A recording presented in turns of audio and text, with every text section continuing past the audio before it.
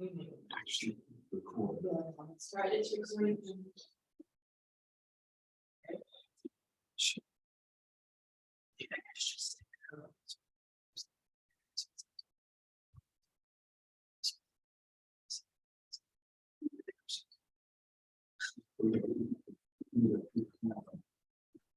Okay, Gino, are you ready?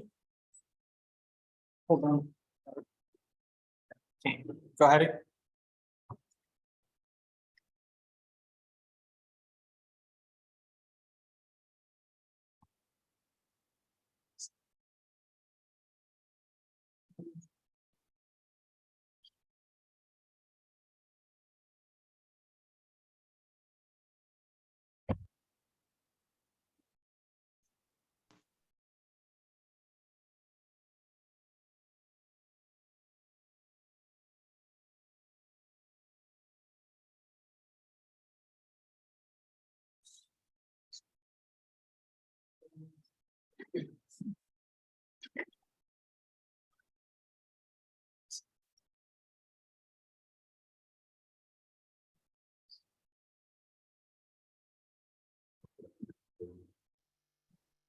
That my line was all the way up.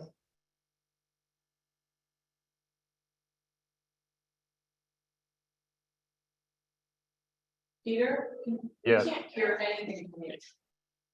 Okay, so can you hear me now? I will get started. Yes, yes. Perfect. Okay, so let's get started. Hello, everyone, and welcome to Known Co-working and SCORE Fairfield County's workshop on podcasting for small business, new ways to reach your customers. This is a hybrid seminar, so we are both doing it as a webinar as well as in person at a co-working location. I'm Peter Talion, the workshop coordinator and a business mentor here at SCORE Fairfield County, and I will be your webinar host. Our speaker today is Gino Cordone. More on our speaker in just a moment. This virtual and in-person workshop is being done in collaboration with Known Co-working, which is providing its facility for the in-person part of the workshop. Julia from Known is the host who is in New Haven with our speaker. Julia, do you want to say a few words? Yes, thank you very much. I just wanted to say welcome to everybody. We are Known Co-working at 139 Orange Street in New Haven, Connecticut. We have, not only do we have a co-working space and meeting rooms available, you can find us at www.nhbknown.com. We also do online programming as well, and two of the programming pieces that we have are Connection Corner, which is hosted by Barb Nagel, and we speak with businesses from around the state, basically businesses, artists, entrepreneurs, makers, about their businesses, how they've grown. We actually have an episode coming up on Friday at 3:30. So we're going to be meeting our Knownpreneurs. And Knownpreneurs is a cohort for the BIPOC community. We're on our 4th cohort. It's the Growth Lab. So we'll be talking to businesses from that particular cohort. We also have Digital Media Sync, which talks about all things online communications. And I'm going to ask Gino to just put a few links in the chat for, well, there are links in the chat actually for some very specific offers for the attendees. There is one offer for the space, and then another offer for a free discovery session with me. So you can click on one of those links that explains the whole offer. And then 2 links, one for the space and the other for the discovery session to my Calendly. And I'm going to turn it over to Gino. Gino, thank you very much for joining us today. Thank you, Julia. Thank you, everybody who is joining us online and in person. Hopefully you can hear me all right, and I'll just get right into the presentation. All right, so podcasting for your business, new ways to reach your potential customers.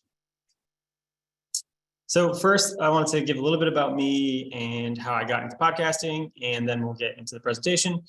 So I have a bachelor's of science in mechanical engineering from the University of Hartford, and I worked as a mechanical engineer for about 6 years for 2 major military defense contracting companies, Electric Boat in Groton and Pratt Whitney in East Hartford. I got into podcasting because I realized after probably 3 years in engineering that it wasn't really for me, and I was trying to find a way out. And I learned audio engineering through playing music my whole life and being in bands and just wanting to learn how to record music.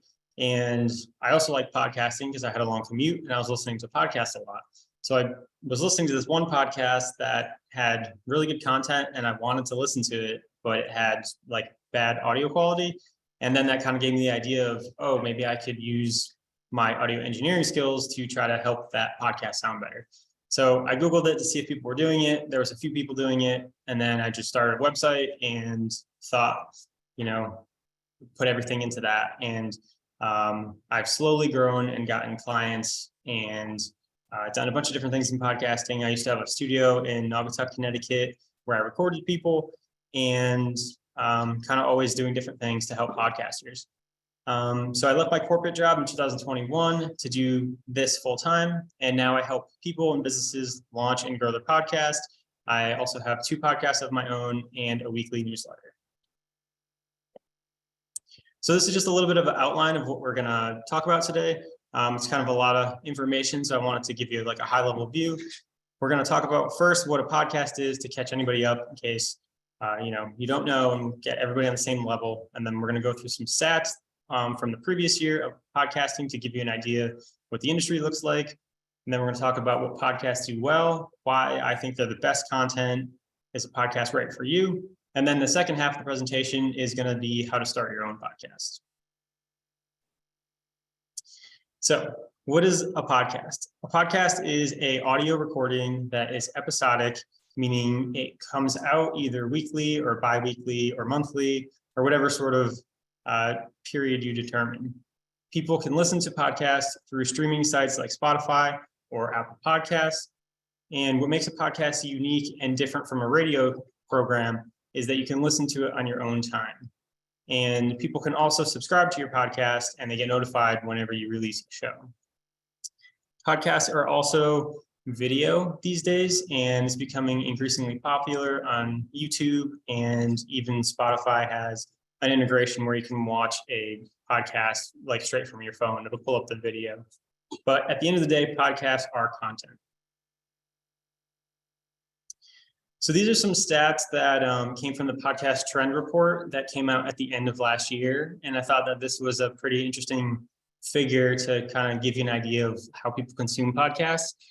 They break it down into 2 different sections here. The OG listener, which is somebody who's been listening to podcasts for over 5 years, I think it says. I can't actually read it from here. 6 years. And then the new listener, which is somebody who's been listening to podcasts for less than a year. And if you look at the average listen time for an original listener, it's a little over 7 hours a week, which is a pretty considerable amount of time. And for the new listener, it's about 4.5. The age range for the original listener would be 35 to 55 years old. And the new listener is a bit younger at 18 to 34. And as far as gender, you can see that the new listener, it's split 50-50 male-female, whereas the old listener is more skewed towards male. And then the thing to be really interested in, especially if you're a business looking into getting into podcasting, the mean household income is for the original listener, 100 grand, above 100 grand. And then for the new listener, it's 77. And then there's another stat here at the bottom that also coincides with a summit that I just attended. And they were talking about how the BIPOC podcast listener groups are actually growing at twice the rate as white listeners. This figure here kind of shows some different audiences that were favorited and targeted in the past year. So doctors and research is number 1, and businesses of all sizes is number 2. And there's some other categories in there too, but at number 7 is small business owners. So you can see that this is an industry that people are looking to target businesses with their podcasts. And then if we look at the next slide, this also identifies the biggest audience opportunities based off of the data and the stats that I had for this report. And at number 10, we have small business owners. So they're basically saying that small business owners have a big potential to do well in the podcasting space. All right, so now I want to talk about what podcasts do well and why I think they're good. They could be a good idea for your business. A podcast is a very intimate form of media, and people listen to it through their headphones and, like I said before, on their own time. So it really allows you to build customer trust because you're listening to somebody potentially, an hour a week, up to an hour or 2 hours a week, and you're listening to them on your own time. So this allows you to show who you are and show what you do as a business. And it gets people to know, like, and trust you. It also shows that you're the industry expert, because if you're somebody who's out there giving out information about your industry, or you're talking about specific topics or interviewing people, people are tuning in to listen to you to talk about what it is that you're good at. And because you have the podcast, it kind of gives you some sort of validity, and people look at you as the industry expert. And what they do well is they educate and they can teach your leads to get you more of an ideal client.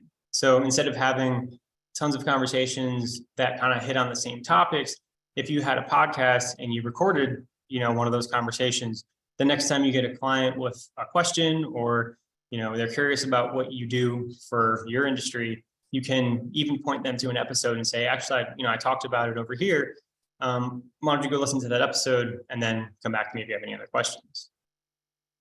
A podcast also keeps you consistently in your client's ears, just like any other form of marketing, where if you're paying for a TV ad or a billboard or something like that, the idea is to constantly be in front of your customers so that they're aware that you exist and to keep reminding them that you exist. Well, a podcast also does this because of the episodic nature. You keep releasing new episodes and you're constantly reminding them that, hey, this is the business I'm in, this is what I do. And when the time comes for them to need help from you, they're going to be thinking of you first. A podcast is also indirect marketing, where clients will come to find you. So it's different than a billboard or a paid ad or pay-per-click ad, because you're not forcing your message or your company down the throats of people. You're letting them come to you by giving them something of value. So to me, that's a much nicer way to approach your customers and to give them a better taste in their mouth and not be annoyed by you right off the bat, but to rather appreciate you because you've given them content that they found useful or entertaining or whatever it may be. Another thing that podcasts can do well is they give you access to people that you may not have had before. So if you have an interview style podcast, you could, want to talk to somebody who's in a different industry, or maybe they're higher up in some company, or maybe it's somebody that you can learn from and see how they created their business. And a podcast allows you to give them kind of the platform to be able to have a conversation with them, an in-depth conversation with them for 30 minutes to an hour, or however long your podcast is. It allows you to have access, because I've heard multiple times that anytime somebody asks somebody to be on their podcast, they've never really received a no. And it's always been, sure, like, you can talk about me, because basically you're highlighting somebody and you're talking about them for, an hour at a time, and you're asking them questions about them, putting all the focus on them. So it's a really good way to be able to learn from other people. And the last thing, you can get creative with podcasting. I've seen many different types of podcasts out there, and there's always new ways that people are using podcasting to work for their business. What types of businesses can benefit from podcasting? I think service-based businesses are the first thing that comes to mind. I myself work with a lot of therapists and coaches, and I've worked with law firms in the past. These sorts of industries need to build a long customer lead time, and you need to have trust within your customer in order for them to want to pay you for your services or your time. And marketing firms as well, and teaching and online education is a big one too. I've seen a lot of people who have online courses or online memberships, and having a podcast is kind of the top of your funnel in order to get people to get on your email list, and then you can start marketing towards them and selling them the courses that you have or the memberships that you have. So again, having a long customer lead time is something that podcasts can help you with, because you are talking to your clients or your potential clients over a period of time, and you're doing nothing but giving them information and giving them something that they want. So the first time that they're going to need something from you, they're going to think of you versus going somewhere else. But again, podcasts can benefit a business in any kind of way that you can come up with or be creative. One interesting way that I saw a business use a podcast in the past was they used podcasting as a way to educate their employees. And it was an internal podcast that they used to let them know of upcoming events and changes in the company and sort of a training sort of thing. So you can really kind of do anything with a podcast. Okay, so now I'm going to talk about why I think podcasts are the best type of content. Podcast is evergreen, meaning that it exists online forever. So you can, when you make a post on Instagram, for example, they show your post that day and then it kind of disappears into the void and most people never see it again. But with a podcast, it's different in the way that when somebody finds your podcast, they don't just find one episode, but they find all of the episodes that you've ever recorded. So it's kind of like when you go to listen to music on Spotify. If you go click on a CD, you'll see every song that is on that CD. Well, if you click on a podcast, you'll see all the episodes that are on there. And as long as you keep providing your hosting site, if you keep your hosting site going, then your podcast will exist online forever. And a podcast can also be Google searched, which is another way that people can find you. You can search within Spotify or you can search on Google, but both ways people can come and see that you exist and find that you exist. Because a lot of problems with social media is that even if you have 1,000 followers, you're still only throttled to a certain percentage of people actually seeing your content. But Spotify and the different streaming sites out there don't do that sort of throttling. And especially if you have a subscriber, they are all notified that you created a new episode and you have new content. Where social media is more, disposable. Another reason why podcast is good content is because it's long form content, which allows you to get into deeper conversations with people and get into bigger points and to unpack things that you wouldn't normally get to, especially with something like a social media post, where it seems like social media posts are getting shorter and shorter and they're super high level. If you have long form content, you're giving people more value and you're really discussing topics and not just talking about things from a cursory level. And a good thing about having long form content too is you could break it down into smaller clips. A lot of people I've seen, especially with the video podcasts, you can cut up the clips into a minute long clip or a 3 minute long clip, and then use that to spread that through your social media platforms. And this could be a way to kind of funnel people into your podcast because they see maybe that short clip on TikTok and they're interested and they click on your page and then they say, oh, okay, this is a part of a podcast. Maybe I'm interested in listening to this podcast now. But having the long form content allows you to then have social media content as well, because you've kind of done the work up front for the long form content. And lastly, you own your content when it comes to podcasting.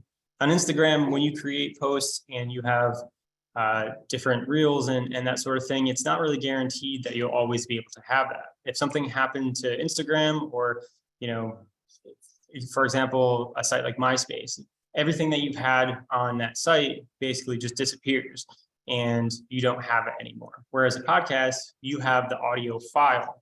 And I think the biggest difference between podcasting content and social media content is your podcast is being distributed to other sites. So even if Spotify, for example, was to go down and nobody used it anymore, it doesn't really matter because you can still just distribute your podcast to whichever news site is now streaming podcasts, and you're not dependent on the individual companies.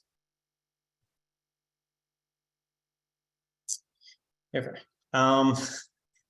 This is the second half of the presentation, so maybe it might be a good time to take a little bit of questions. I kind of blew through that pretty quickly. I actually have this as a podcast. Sure. So I'm aware. Yeah. Can you go back to the slide before? Yes. Hi, everybody. My name is Barb Mangle. I'm the community manager here at Known. And I'm also a podcaster. And in fact, last week I reached my 200th episode. So these are weekly episodes of my podcast. I've learned a lot over time. So one of the things I want to talk about specifically is the building the relationships over time. When I started my podcast, which by the way, is called Fragmented to Whole, Life Lessons from 12-Step Recovery. I will put a link in the chat soon. I didn't know that it was going to have anything to do with my business, and it's now the #1 way that I get clients. And what happens inevitably every time they hop on a call with me is the first words out of their mouth are, I feel like I know you. And I say, do you listen to my podcast? And they say, yes. And I say, well, then you do, because that is 100% me. So this idea of building a relationship, that know, like, trust factor is super important when it comes to podcasts. And the other thing I want to say about, like, Gino mentioned cutting it up into clips. So I learned the concept of repurposing content years ago, and I cannot tell you how valuable it is. So in addition to being able to clip out small audio clips, which I do, and I post the teaser from my podcast on Instagram and Facebook on Fridays, but I also take quotes and post them as graphics on Instagram, which means they're shareable. So if it's a juicy comment that's going to help people, then somebody's going to share it with them. The other thing I've done is I have taken a number of my podcasts and stretched them out into articles and put them on Medium. I have clipped out content and turned them into graphics, like the concept from one of my podcasts, and made them into multiple different kinds of social media content. I now use my podcast, some episodes of my podcast, and the articles that I wrote from my podcast as part of my coaching program. So I became a boundaries coach over time. And so there's like a loop with my content where people get introduced to me by my podcast, then they become a client, and then I repurpose that content that they came to me with in the first place as curriculum in my boundaries coaching program. So I cannot say enough about repurposing. And the other thing that Gino mentioned was, you're in people's ear, and there is an intimacy about that is incredible. I can also say that guesting on other people's podcasts is a fantastic technique for getting people to listen to your podcast. And I've had the same experience when I go on the podcast of somebody that I know and I've listened to their podcast. I hop on a call with them and I say, I feel like I know you. And the thing is, we do know each other. So I just wanted to reiterate those points that he made from the perspective of, like, I'm not the podcaster expert like Gino is, but I have learned a lot over time and just wanted to share what I've learned with all of you. Hopefully that's helpful. Thank you, Barb, for a live testimonial there. Okay, so I think there's another question here that was pulled up.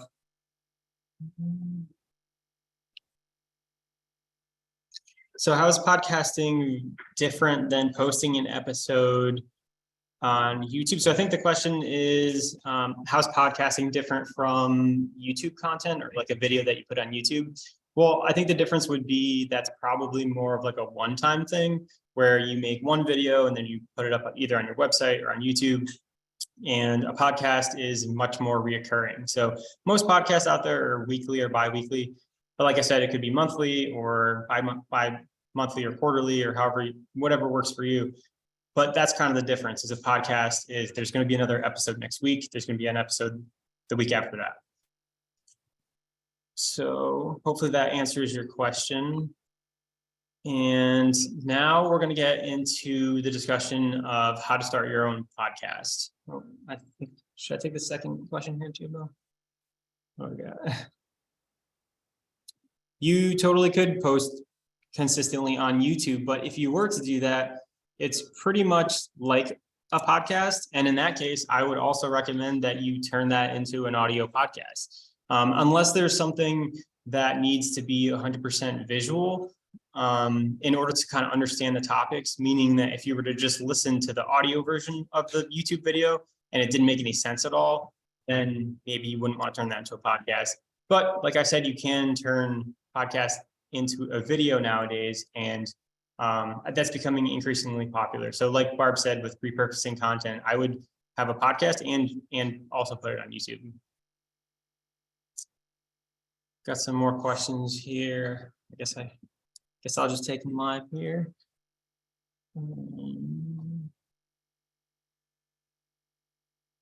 Right, so if it's all about the visuals, if you're an artist, it might not work as a podcast, but I challenge you to maybe think of a creative way to maybe describe what you're doing as an artist, or maybe even just talk about your methods. There could totally be a way to, I think, come up with a podcast for that. How do you drive awareness to your podcast? We'll talk about that in a little bit.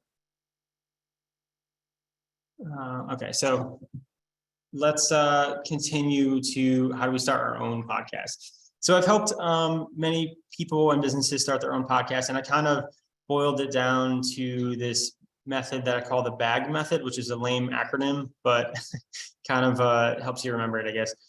So the first part is branding. The second part is audio, and the third part is growth, which is, what that question was asking about, how do you grow your podcast? So let's first talk about branding, because I think it's one of the most important things. And a lot of times when somebody starts a podcast, I think it can be overlooked because you're just overwhelmed with the amount of stuff that you actually have to do to get the podcast off the ground. So I think the first step of creating your own podcast is defining your why and asking yourself, why is it that you want to have a podcast? Especially if it's going to be for a business, what's the goal of your podcast going to be? And you can look at like downloads and stuff like that, but I think those aren't really good goals to have if you're just starting out, because podcasts take time to build. So you really want to identify your why and your goals, just like you were, to think about if you were starting a business and you have a target market. Who's your target listener for your podcast, and what's going to make you stand out? Because there's tons of podcasts out there and people need a reason to want to listen to your podcast. So I always recommend that people niche down as much as they can, or at least have some sort of sub niche, or maybe they're combining two niches that aren't normally combined to create sort of a new thing or an interesting thing. It doesn't have to be, it's never been done before, but something that has a unique spin to it, I think is always the best way to start. Then you also want to think about your show structure. So is it going to be a 30-minute podcast or an hour-long podcast? Is it going to be released every week or bi-weekly, or maybe just once a month, or maybe even a couple times a week? There's also, mini podcasts that are starting to become popular, where there's a podcast that's maybe 10 to 20 minutes long and they come out more frequently. It kind of all depends on what your goals are and why you want to have your podcast and what you want to get into. If you have an interview style podcast, for example, that mini episodes probably won't work because you want to have an in-depth conversation with somebody. So also, when you're first creating your podcast, there's kind of 3 different descriptions that I think can also help you refine your why and your goals and your target listener. And one of them is your show description, which is going to be just the paragraph that people read when they first come to your podcast. So if they find you on Spotify, there's going to be a paragraph that describes what your podcast is. You basically have a couple sentences to hook somebody to listen to your podcast. So I think it's a really good exercise to write out that description script and to see if it's something that you would want to listen to, right? Is it enticing, or is it just very vague and, it doesn't really get into why you're unique? The other part is the intro and the outro to your episodes, writing the scripts for your intro and outro, because this will be played through every episode.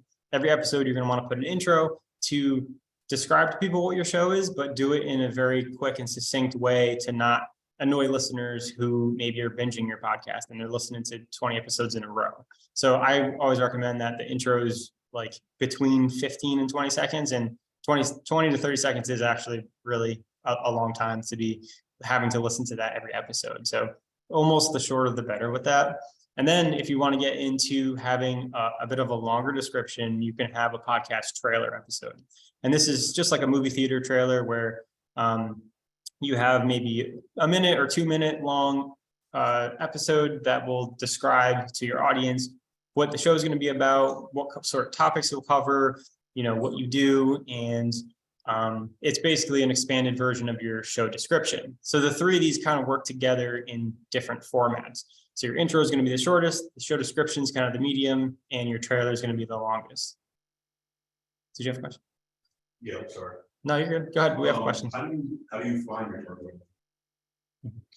Well, I think you kind of have to define that as what's important to you. Like, who do you want to speak to and who do you want to be able to reach, right? Because I think it's the same way as if you're trying to create a business. If you try to be everybody's listener and you want everybody to listen to you, you're really not appealing to anybody. So you want to have something that I think is personalized to you. And a lot of times I think that ends up being whatever it is your experience is, right? So if for me, leaving my corporate job, that's a big part of me and who I am. So one of my podcasts is, about that.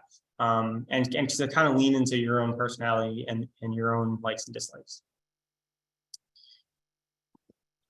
So the next thing would be your cover art, which is again another sort of description or differentiator of what makes your podcast different. It's going to be the visual thing that people are going to see when they first come to your podcast. So you can use sites like Canva out there that are a free graphic designing web application.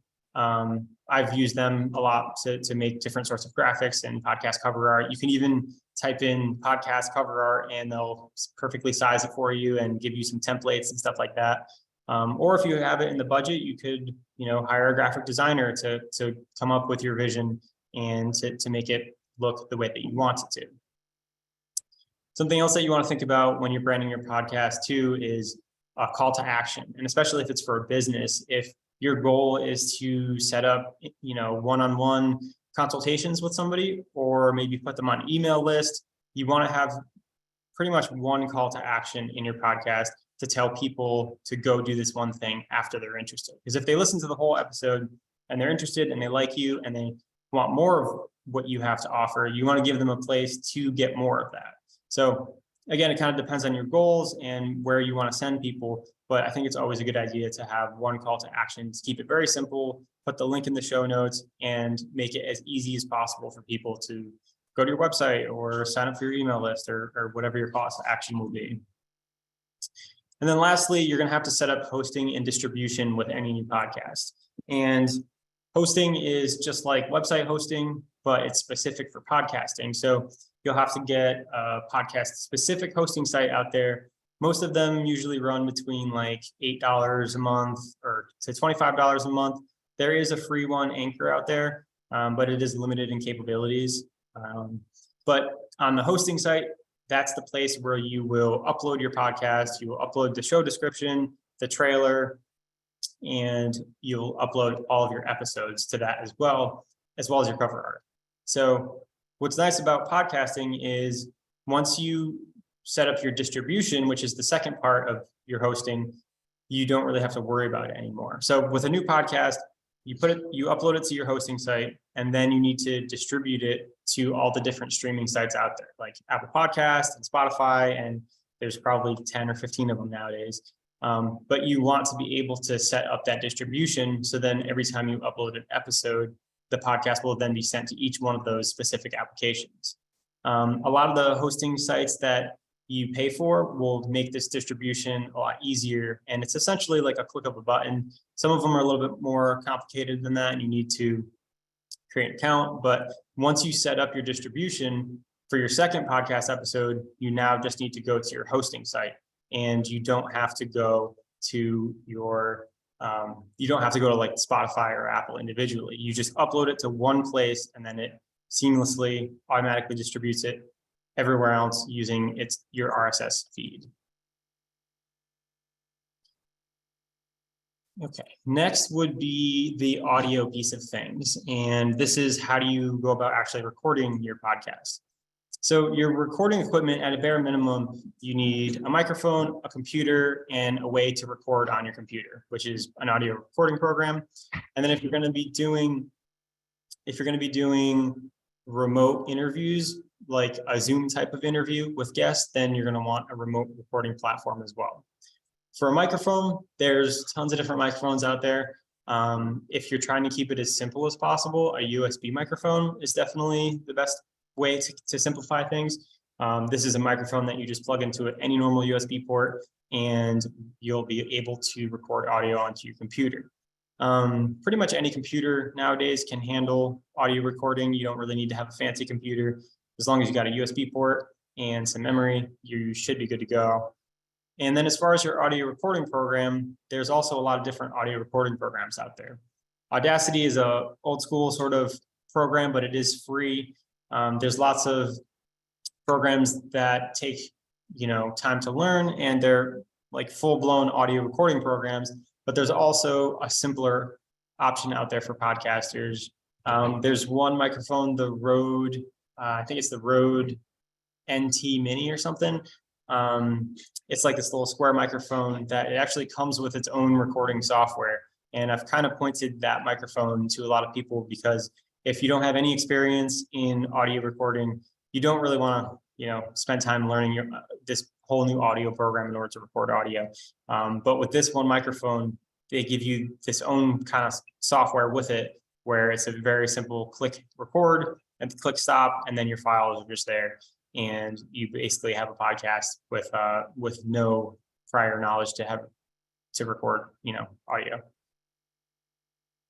But there's lots of other options out there, and it depends, it kind of depends on what your setup's going to be too. If you have 2 people and you have a co-host and a host, then you're going to need 2 microphones, and you're going to want to have each individual have a microphone so then you can each hear them clearly. Second would be where to record your podcast. Picking a place to record a podcast is also can go a long way into having a good sounding recording. And you could probably hear the room we're in right now has a huge echo to it.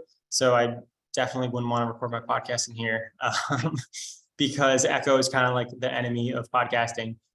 So you basically want to pick a place that is the smallest room that you have available. And then also thinking about the noise in the room. Is there outside noise? Do you have a highway going by, a window?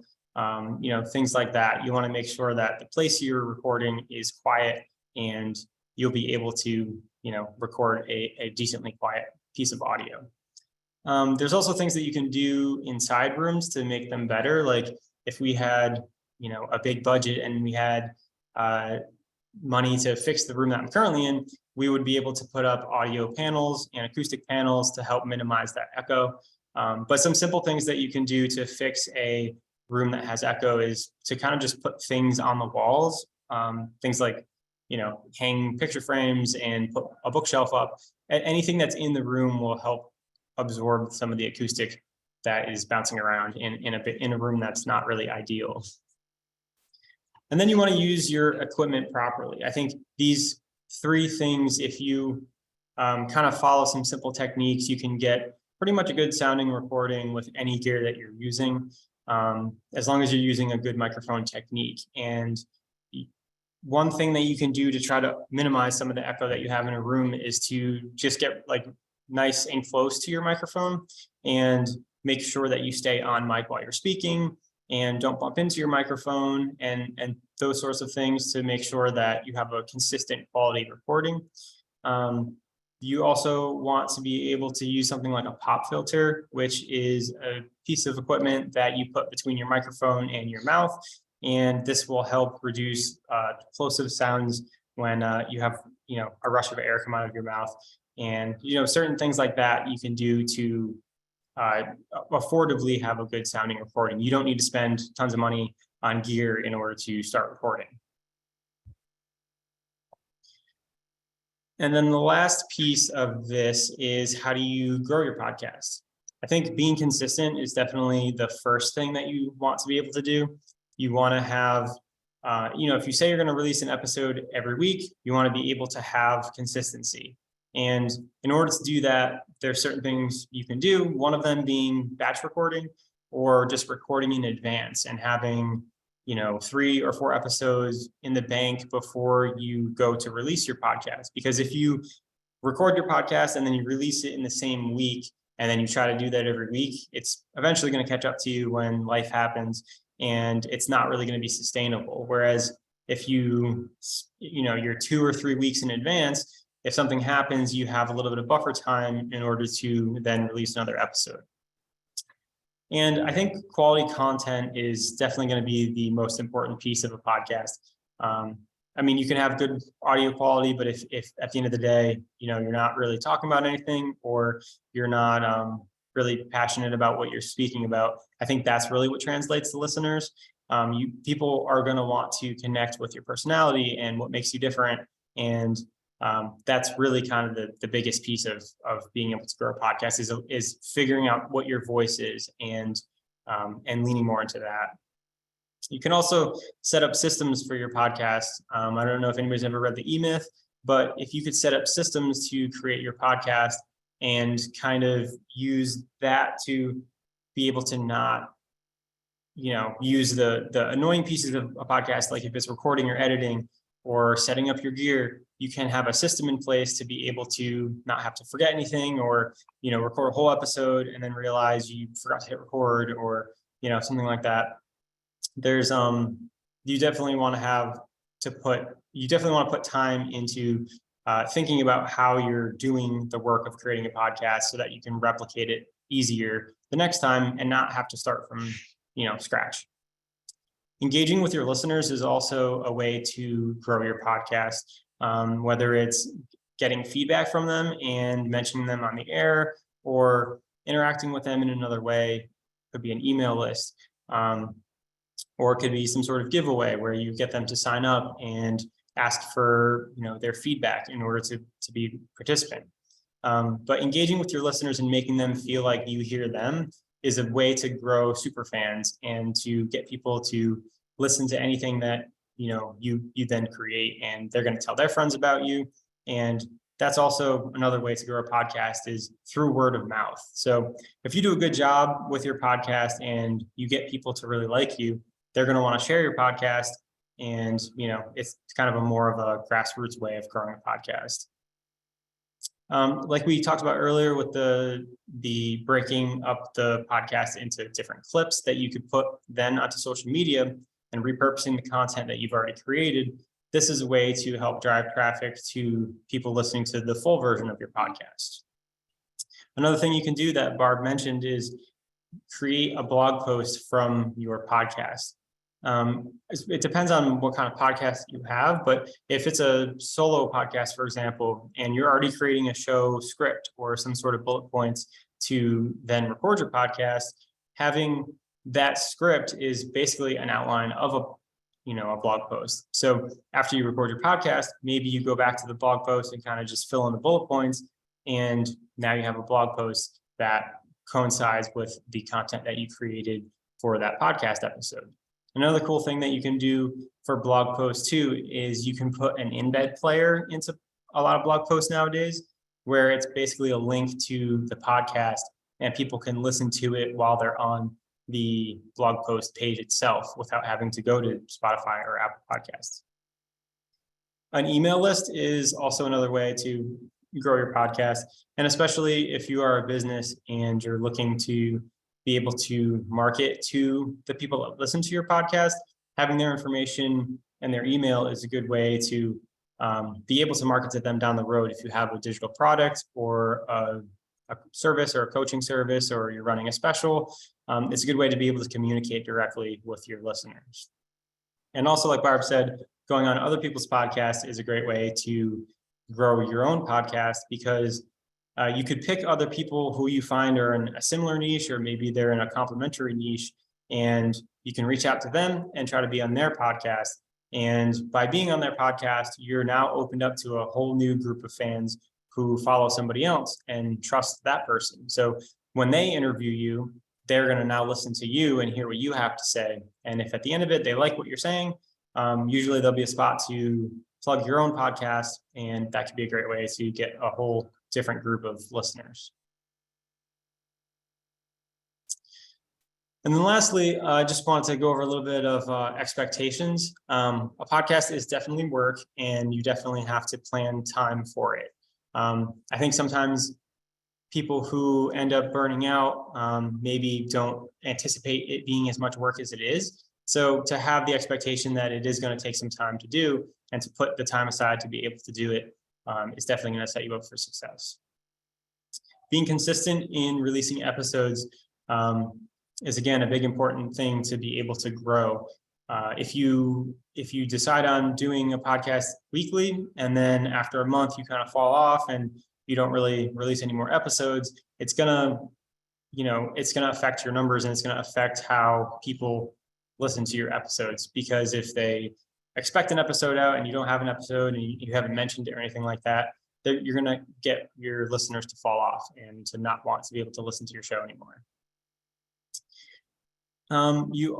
Podcasts also take time to grow. Again, like I mentioned before, so looking at the download numbers isn't really the best way to determine if you are going to do well in your podcast.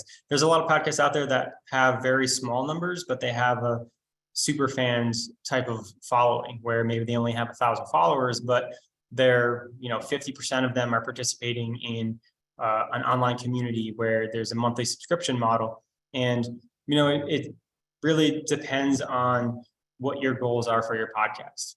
So I think thinking about what your goals are and setting your own goals are a better way to look at the success of your podcast versus just looking at download numbers.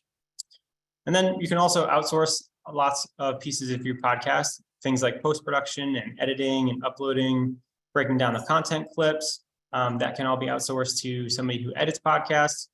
Booking your guests could be outsourced. A lot of people transcribe their podcasts and basically upload the audio and have a written document of what was spoken about in the podcast. And that could be a way to turn your podcast into blogs as well. If it was maybe an interview style podcast, you can transcribe it and then kind of go through it and delete the stuff that doesn't really make sense for a blog post. And then now you have a blog post to complement your podcast. All righty. That was everything, and I kind of went through it a little quickly, I think. So I think we may have time for some questions, right? You don't do it in the chat. I do.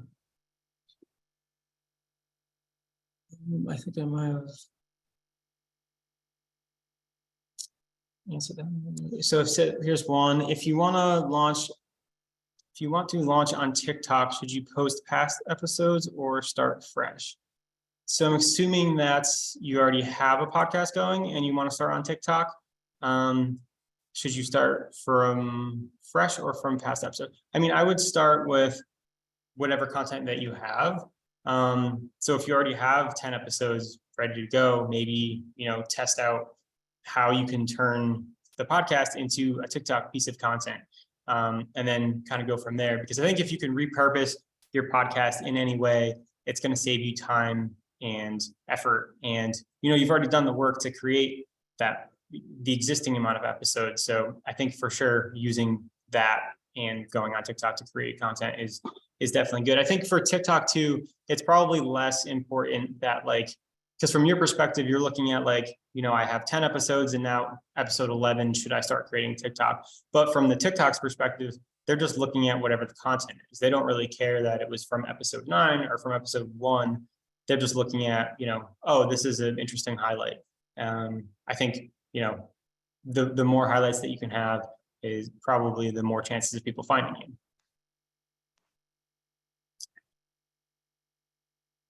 Which distribution platform do I use? So I think you're asking which hosting platform do I use for my podcast? I use Transistor, which is, I think it's like $15 a month or something. But what's cool about Transistor is they allow you to have multiple podcasts at once. So you can very easily click between the two podcasts. And they have good analytics. They have an embed player. I wrote a blog post a while ago about comparing the different hosting sites out there because they all kind of do something different, and it kind of depends on what you find is the most important thing. But yeah, Transistor is the one that I use.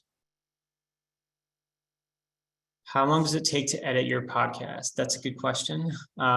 It definitely depends on how you're speaking, right? So like if some people are natural at speaking and it flows very fluidly, it could take less time. If you have to edit a lot and, you know, go into like the audio quality, if you have like a bad sounding recording and you got to remove some noise and stuff like that, it all kinds of depends on, you know, the quality of the raw audio. But I mean, if I were to give like a vague number, it probably takes me like an hour or two to edit like a 30-minute podcast, depending on, you know, how easy it is to edit. So, I mean, editing can definitely be really time consuming. But I think, you know, you kind of have to like not go for perfection with that as well. Like you don't need to remove every single it's more so just kind of removing the stuff that is distracting to the listener. Yeah, editing could be time consuming, especially if you like need to learn to edit too. I think learning to edit on a platform is probably, you know, the most time consuming thing. And then once you get good at it, it's more of just a busy work sort of thing. And, you know, it's less of a nuisance. Yeah. What editing software do you use? I use Reaper. Yeah. Which is, you can use Reaper for free. They have like a free trial period that you have. And you can kind of just keep clicking the button. I'm still evaluating whether I want to buy it or not. So I did that for a while, but I mean, the full license for Reaper is like $60. It looks a little intimidating because it's like a full music, like digital audio workstation, but I like it because you can customize a lot of different things, and there's a lot of resources online to help you learn how to use it. So I definitely recommend Reaper as a editing platform. What about excerpts from Zoom or webinars you've done? As far as like turning a webinar into a podcast, I mean, I think when you're thinking about a podcast, it has to be something that you're going to continue to put effort into creating. Unless you have like a webinar a week that you're doing consistently, then maybe that could be a podcast. But if it's kind of like one-off webinars that you do, maybe a couple every other month or something like that, then maybe that's not really a podcast. But yeah, if it's something that's consistent and the content is something that people will find of value, then yeah, you can definitely turn that into a podcast. I mean, you can turn basically any audio recording into a podcast with an introduction and, you know, putting it on distribution sites. What is the best platform for remote recording? Yeah, so Zoom, there's a lot of platforms out there now that are podcast specific. Riverside is the one that is doing a lot of advertising recently, kind of saying that they're the better alternative to Zoom, which they are technically a better alternative. They have higher quality audio, and they also don't use the internet to rely on interruptions. They record locally. So even if you have the internet glitches and interruptions at the end of the recording, that won't be in the actual recorded file, which is nice. You do have to pay for Riverside, but nowadays Zoom, I think pretty much they limited all of their customers to, if you have anything over 45 minutes, you have to pay to have the Zoom account anyway. So if you're looking at it like that, it's almost kind of a no-brainer to go with a Riverside or an alternative to Riverside. But you do also have to think about the fact that everybody knows how to use Zoom. And sometimes if it's Riverside or there's another one is Zencaster that's out there, it's a little bit different for people to know how to use it because they're not familiar with it. So it kind of depends. Maybe if you're interviewing people who aren't as computer literate, that could be a downside. What clipping service do you recommend? Not sure what that question means.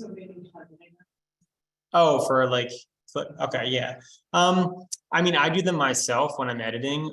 As I'm editing, I kind of listen to like a highlight and then I'll mark it. And then at the end, I'll render that like small section of audio. So I kind of do it myself. But yeah, Headliner is a service out there that you can use. I think they give you like 5 clips for free a month. Oh, it's number of minutes now. Okay. Okay. How do you create your thumbnails? Like if you're gonna use it? I would use Canva. Or Canva. Yeah, Canva is like I cannot recommend it enough. I mean, it's so easy to use. They have stock images, stock templates, like they even have like GIFs and moving stuff, like, and all kinds of templates. You could just type in YouTube thumbnail and they'll give you the exact size that you'll need for it. Yeah, the microphone I mentioned with the software, it's the Rode NT Mini, I think it's called. It's not very like, nobody really talks about it that much, but it is like a very simple program. And I think the program that it has is called Rode Connect. So even if you go to like the Amazon site and type in Rode NT Mini, or maybe it's USB Mini, you'll scroll down and it'll say that you also get Rode Connect, which is the easy platform to be able to record on. Do you have a slide with your, that was 3 times up? Sure, like the email or website. I actually don't have contact slide now. Well,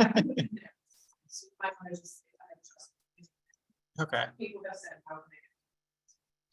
Oh, yeah. So, I mean, my business is Pleasant Podcast. If you want to get in touch with me, you can go to pleasantpodcast.com and you can book a one-on-one call with me to have me answer your questions or see if we could possibly work together. But yeah, I have a website. It's just pleasantpodcast.com, and that's podcast with an S. And I have some other information. Thank you, Barb. Some other information and some blog posts and stuff like that on there. How often should you update your show descriptions? Yeah, that's a good question. So I think it's whenever you kind of figure out that maybe you're niching a little bit more, or maybe you're finding out what your voice is. Because I mean, there's only a certain extent you can do to plan before you start, right? Like you can't plan forever and then never start. You can't be perfect and then, before you start. So I think getting good enough and then starting, and then once you get a couple episodes under your belt, maybe if you figure out that, okay, well, maybe this is the thing I want to lean into, then it might make sense to redo your show description, or even maybe your cover art.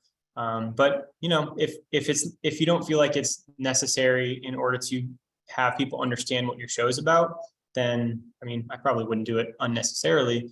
But I think it is important to make it be accurate of what your show represents or what you want your show to represent.